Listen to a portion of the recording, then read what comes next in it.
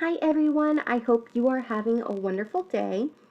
So we're going to pick back up with The Red Pyramid by Rick Riordan. If you don't remember, chapter 7, we had left off with them exploring the library that Amos had explicitly told them not to go in. And in that library, they found out that their father had released 5 gods, and one of the gods is really, really bad, and his name is Set, and he wants to destroy the world. So they found out that they also need to defeat him before the 5 demon days are over, which means up until the end of the year. So they have until the 27th to the defeat Set.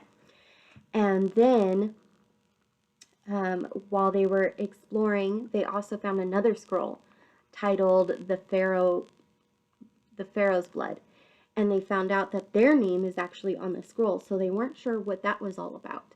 And while they were discussing everything, they heard a loud noise up above in the living area, and they heard Khufu making a racket, so they were getting ready to run upstairs. So let's start back up with chapter 8. Muffin plays with knives, and this one's in Sadie's point of view. Our baboon was going completely sky goddess, which is to say, nuts. He swung from column to column, bouncing along the balconies, overturning pots and statues. Then he ran back to the terrace windows, stared outside for a moment, and proceeded to go berserk again. Muffin was also at the window. She crouched on all fours with her tail twitching, as if she were stalking a bird. Perhaps it's just a passing flamingo, I suggested hopefully, but I'm not sure Carter could hear me over the screaming baboon. We ran to the glass doors. At first I didn't see any problem. Then water exploded from the pool, and my heart nearly jumped out of my chest. 2 enormous creatures, most definitely not flamingos, were thrashing about with our crocodile, Philip of Macedonia. I couldn't make out what they were, only that they were fighting Philip 2 against 1. They disappeared under the boiling water, and Khufu ran screaming through the great room again, bonking himself on the head with his empty Cheerios box, which I must say was not particularly helpful. Long necks, Carter said incredulously. Sadie, did you see those things? I couldn't find an answer. Then one of the creatures was thrown out of the pool. It slammed into the doors right in front of us, and I jumped back in alarm. On the other side of the glass was the most terrifying animal I'd ever seen. Its body was like a leopard's, lean and sinewy, with golden spotted fur, but its neck was completely wrong. It was green and scaly, and at least as long as the rest of its body. It had a cat's head, but no normal cats. When it turned its glowing red eyes toward us, it howled, showed a forked tongue, and fangs dripping with green venom. I realized my legs were shaking, and I was making a very undignified whimpering sound. The cat serpent jumped back into the pool to join its companion in beating up Philip, who spun and snapped, but seemed unable to hurt his attackers. We have to help Philip, I cried. He'll be killed. I reached for the door handle, but Muffin growled at me. Carter said, Sadie, no. You heard Amos. We can't open the doors for any reason. The house is protected by magic. Philip will have to beat them on his own. But what if he can't? Philip! The old crocodile turned. For a second, his pink reptilian eye focused on me as if he could sense my concern. Then the cat snakes bit at his underbelly, and Philip rose up so that only the tip of his tail still touched the water. His body began to glow. A low hum filled the air, like an airplane engine starting up. When Philip came down, he slammed into the terrace with all his might. The entire house shook. Cracks appeared in the concrete terrace outside, and the swimming pool split right down the middle as the far end crumbled into empty space. No, I cried, but the edge of the terrace ripped free, plunging Philip and the monster straight into the East River. My whole body began to tremble. He sacrificed himself. He killed the monsters. Sadie, Carter's voice was faint. What if he didn't? What if they come back? Don't say that. I I recognize them, Sadie. Those creatures. Come on. Where? I demanded, but he ran straight back to the library. Carter marched up to the Shabti who helped us before. Bring me the... God, what's it called? What? I asked. Something Dad showed me. It's a big stone plate or something. Had a picture of the first pharaoh, the guy who united Upper and Lower Egypt into one kingdom. His name. His eyes lit up. Narmer! Bring me the Narmer plate. Nothing happened. No, Carter decided. Not a plate. It was one of those things that holds paint. A palette. Bring me the Narmer palette. The empty-handed Shabti didn't move, but across the room, the statue with the little hook came to life. He jumped off his pedestal and disappeared into a cloud of dust. A heartbeat later, he reappeared on the table. At his feet was a wedge of flat gray stone, shaped like a shield and about as long as my forearm. No, Carter protested. I meant a picture of it. Oh, great. I think this is the real artifact. The Shabti must have stolen it from the Cairo Museum. We've got to return. Hang on, I said. We might as well have a look. The surface of the stone was carved with the picture of a man smashing another man in the face with what looked like a spoon. That's Narmer with a spoon, I guessed. Angry because the other bloke stole his breakfast cereal? Carter shook his head. He's conquering his enemies and uniting Egypt. See his hat? That's the crown of Lower Egypt, before the two countries united. The bit that looks like a bowling pin? You're impossible, Carter grumbled. He looks like Dad, doesn't he? Sadie, be serious. I am serious. Look at his profile. Carter decided to ignore me. He examined the stone like he was afraid to touch it. I need to see the back, but I don't want to turn it over. We might damage... I grabbed the stone and flipped it over. See, you could have broken it. That's what men's spells are for, yes? We examined the back of the stone, and I had to admit I was impressed by Carter's memory. Two cat-snake monsters stood in the center of the palette, their necks entwined. On either side, Egyptian men with ropes were trying to capture the creatures. They're called serpopards, Carter said. Serpent leopards. Fascinating, I said. But what are serpopards? No one knows exactly. Dad thought they were creatures of chaos. Very bad news. And they've been around forever. This stone is one of the oldest artifacts from Egypt. Those pictures were carved 5,000 years ago. So why are 5,000-year-old monsters attacking our house? Last night in Phoenix, the fiery man ordered the servants to capture us. He said to send the long necks first. I had a metallic taste in my mouth, and I wish I hadn't chewed my last piece of gum. Well, good thing they're at the bottom of the East River. Just then, Khufu rushed into the library, screaming and slapping his head.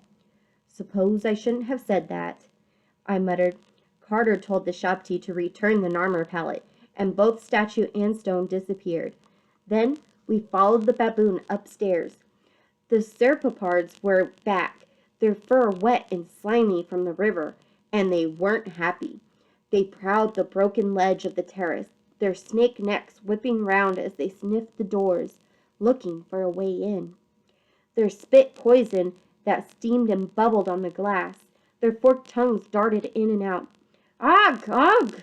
Khufu picked up Muffin, who was sitting on the sofa, and offered me the cat. I really don't think that will help, I told him. Ugh! Khufu insisted. Neither Muffin nor cat ended in O, so I guess Khufu was not trying to offer me a snack, but I didn't know what he was on about. I took the cat just to shut him up. Meow? Muffin looked up at me. It'll be all right, I promised, trying not to sound scared out of my mind. The house is protected by magic. Sadie, Carter said, they've found something. The Serpopards had converged at the left-handed door and were intently sniffing the handle. "Isn't it locked?" I asked. Both monsters smashed their ugly faces against the glass. The door shuddered. Blue hieroglyphs glowed along the doorframe, but their light was faint. "I don't like this," Carter murmured. I prayed that the monsters would give up, or that perhaps Philip of Macedonia would climb back to the terrace. Do crocodiles climb? And renew the fight. Instead, the monsters smashed their heads against the glass again. This time, a web of cracks appeared. The blue hieroglyphs flickered and died. "Ugh!" screamed Khufu. He waved his hand vaguely at the cat. "Maybe if I tried the Hadi spell," I said. Carter shook his head. "You almost fainted after you blew up those doors. I don't want you passing out or worse." Carter once again surprised me. He tugged a strange sword from one of Amos's wall displays. The blade had an odd crescent moon curve and looked horribly impractical. "You can't be serious," I said. Unless you've got a better idea," he stammered, his face beading with perspiration. "It's me, you, and the baboon against those things." I'm sure Carter was trying to be brave in his own extremely unbrave way, but he was shaking worse than I was. If anyone was going to pass out, I feared, it would be him. And I didn't fancy him doing that while holding a sharp object. Then the Serpapard struck a third time, and the door shattered. We backed up to the front of Toth's statue. The creatures stalked into the great room. Khufu threw his basketball, which bounced harmlessly off the first monster's head. Then he launched himself at the Serpapard.